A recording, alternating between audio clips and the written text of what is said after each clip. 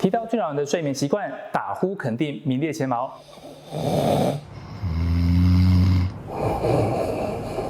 当枕边人打呼声如雷贯耳，另一半肯定气到想拿枕头砸过去，但当事人未必知道自己扰人清梦了。打呼越大声，代表睡眠睡得越好吗？关于打呼这件事，我们要请教打呼克星台中慈济医院的许元珍许医师。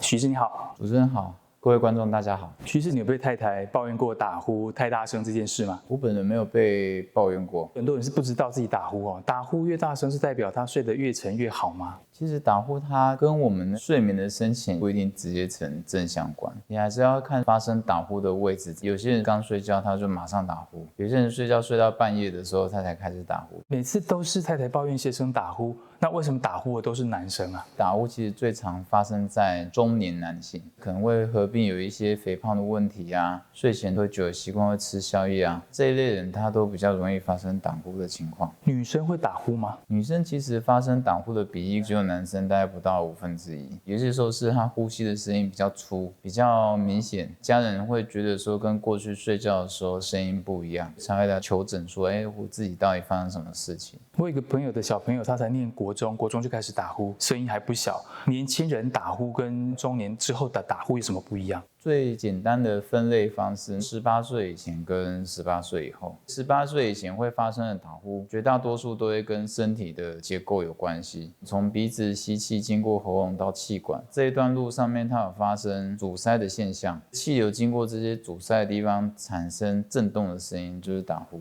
医生最常检查的就是3个地方：鼻子、鼻腔，还有它的腺样体跟扁桃腺的部分。医学上已经有进展到，就是我们使用 AI 根据一个人打呼的声音去定位他打呼的位置。如果说我们改善睡姿，比如说侧睡啊，或者是学习用鼻子呼吸，有这种物理性的改善打呼的方式吗？第一种就是鼻塞，气流经过鼻腔的时候，会发出一种就是吹口哨、高频的声音。这一类的病人他做侧睡效果就不好。另外一类的，它就是发生在扁桃腺大、软腭太长、趴睡或者是使用侧睡可以得到帮助。那有一些病人舌头太大了，比方说中年男性 BMI 超过30，也许使用侧睡会有帮助。打呼是疾病吗？需不需要积极的去就医治疗？其实我们可以把打呼想象成是一个社会心理的问题跟生理健康的问题2方面。社会心理的问题其实是在打呼的人跟同事或是跟家人出游，你就不想要跟他同房，或者是跟老婆分房睡，他的家庭生活